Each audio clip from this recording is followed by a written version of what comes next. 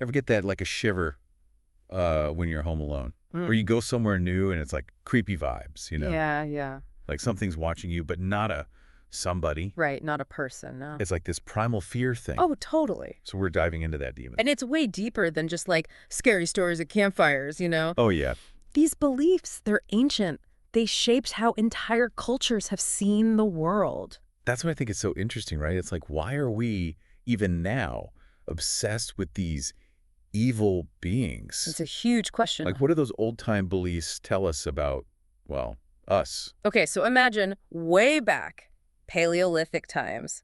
Our ancestors are looking around. No iPhones. No. Yeah. And no explanations for anything, really. Storms, sickness, some wild animal attacks you. It's terrifying because it's unpredictable. So the sun's gone, angry sky demon, makes more sense than, like, knowing about eclipses. Exactly. It's human to blame unseen bad spirits. What's crazy is it's not just one place doing this. Global phenomenon. Global. Wow. This fear, it's everywhere. So where do we even start? We're talking like thousands of years of demon stuff. Ancient Egypt's always a good one. Everyone pictures mummies, gods, goddesses. Right, the pyramids, King Wait. Tut. There's this whole other side, beings guarding places, others just roaming around, causing trouble. Okay, so not just the nice guys then. Definitely not. We're talking guardians versus wanderers. What's the difference?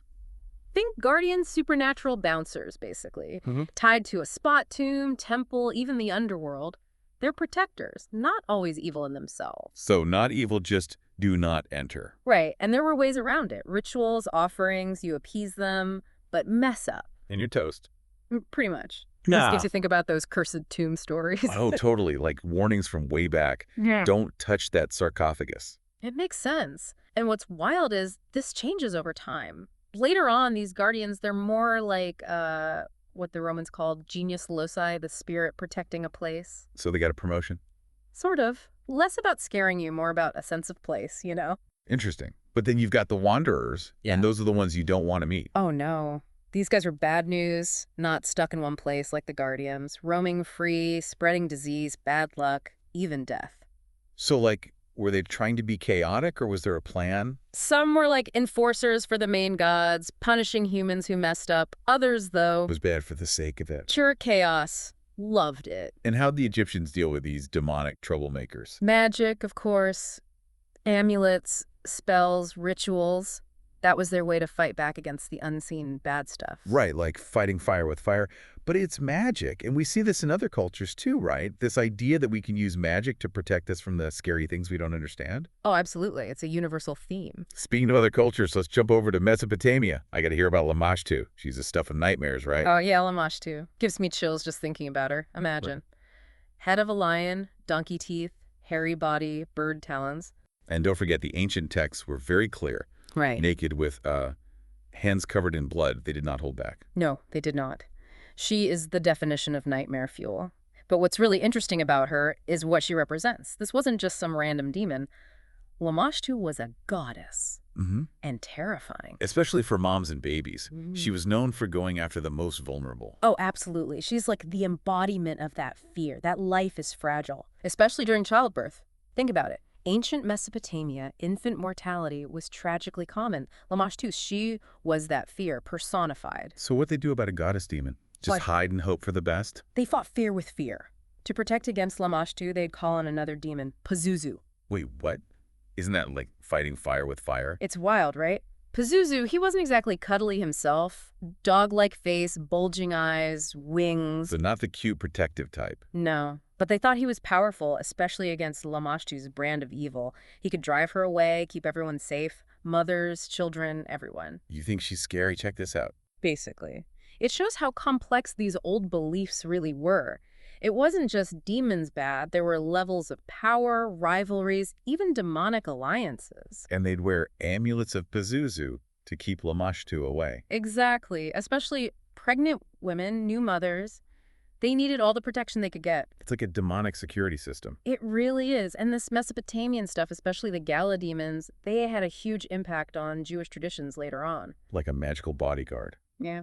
But not the kind you hire, more like Yeah. the kind you hope doesn't drag you to the underworld, right? Exactly. And that's where those gala demons come in. Think of them, well, kind of like those scary bouncers we talked about, but their office is the underworld. Their whole job was dragging souls down to the land of the dead. So less guarding the gates, more like, yo, new souls, this way, please. Exactly. And this whole dragging souls to the underworld thing, it really stuck around. Influenced Jewish beliefs later on, even though they had their own supernatural beings to worry about. Right, like those Seeram, the Shadim, they always seemed, I don't know, more mischievous than like pure evil. Yeah, it's interesting. Those names, they're in the Hebrew Bible, and it's true, they weren't always seen as totally evil. More like otherworldly is a good word for them. Maybe even gods from other beliefs that didn't quite fit in, you know? So not evil exactly, just not on the same team. Right. And it was about like who you followed, who you worshipped, and it gets even more complicated later on in the Talmud. You see these rabbis debating like, do demons even exist? And if so, are they still around? Can we prove it? Can you imagine being a fly on the wall for that conversation? Right. Do demons exist? That was a big deal. It wasn't just some theoretical debate. It was about good versus evil, free will, all that. Wrestling with the big questions. Huh? Exactly. But even with those debates going on, people were still scared of demons, especially when it came to things like getting sick or just bad things happening. Which brings us to, if I'm remembering right, Shabriri. That was one demon with a very specific and not very fun way of messing with you. Oh yeah, Shabriri. Talk about a thirst trap. Imagine you're out in the desert, you see a stream, looking nice and refreshing, you go to take a drink. And bam, no more eyesight. Pretty much. If Shabriri had touched that water, you were done for. It shows how real this was for people back then. Demons weren't just a story, they could really mess you up. It makes you think twice about drinking from, well, any random stream you find. Right. And these ideas, demons causing illness, possessing people, it's all there in the foundation of Christian demonology too. Which makes sense, Yeah. given, the history there. But Christianity, they really went all in on the demons are the ultimate bad guys. Oh, for sure. The New Testament, it's full of Jesus casting out demons, often in really dramatic ways. They're the enemy, no question. Forces of darkness. But there's levels to this, right? Demons are bad, but then there's Satan, the big boss. Exactly. Not all evil is created equal. The devil, he's got that power of temptation, leading you astray. Demons, they're more like inflicting the suffering. So like Satan's the mastermind, and demons are the ones making the misery happen. That's a good way to put it. And this whole idea, where demons came from, are they fallen angels? Did they choose to be bad? Were they made bad? That's a debate that went on for centuries. The fallen angel thing is wild. Like, they used to be good, part of God's team, and then went rogue. Yeah. Makes you wonder, what happened? Was it a choice? And those are questions theologians still ask today. Deep stuff. But no matter where they came from, the early church, they took demons seriously. And not just in those debates, we're talking exorcisms, right? Oh, absolutely. And it wasn't just back then either. Exorcisms are still happening today in some religions. That tells you something about how real that threat was and is. It makes you think, what would those ancient Egyptian priests, the ones with their amulets and spells, what would they think if they saw an exorcism today? Would it be familiar or totally strange? It's an interesting thought, right? But before we get ahead of ourselves, we've talked a lot about Mesopotamia, the Judeo-Christian tradition. But this demon stuff, it's everywhere. Okay, so world tour of demons. Where to next? Let's go east then. What about China? Their demons always seemed, I don't know, more variety than the Western ones. Oh, totally. Chinese demonology, it's like this whole world of shapeshifters, nature spirits. Each one's got its own thing, powers, stories.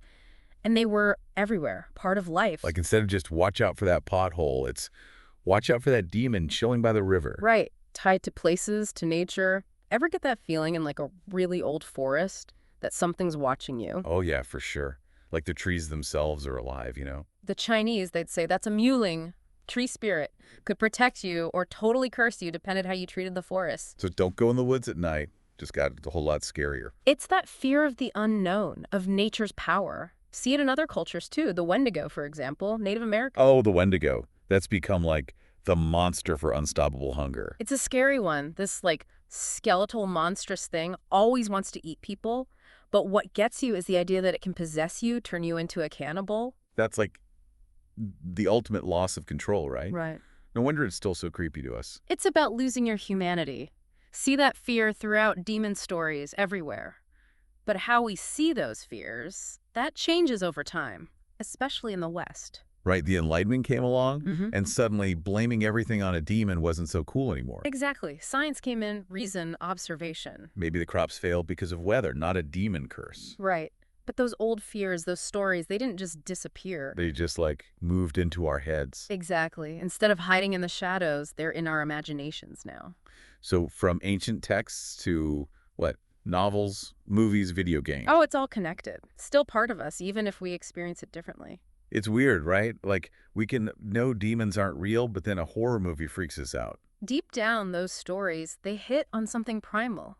It's that fear of the unknown, the stuff we don't like to admit scares us.